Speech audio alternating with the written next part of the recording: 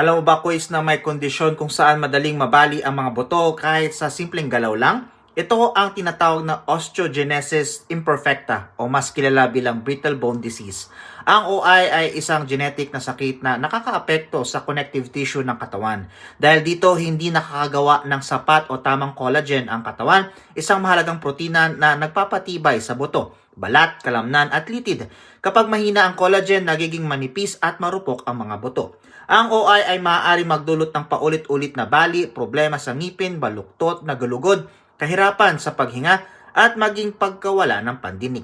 May mga uri ng OI na banayad lamang pero mayroon ding malubha at maaaring ikamatay, lalo na sa mga sanggol. May 4 na karaniwang uri, type 1 hanggang type 4. Ang type 1 ang pinakamild, habang ang type 2 ang pinakadelikado. Ang type 3 at type 4 ay ang nagdudulot ng mas seryosong deformities at kapansanan. Bagamat walang lunas ang OI, may mga paraan para mapabuti ang buhay ng may kondisyon, tulad ng physical therapy, gamot para patibayin ang buto, assistive devices, at minsan ay operasyon.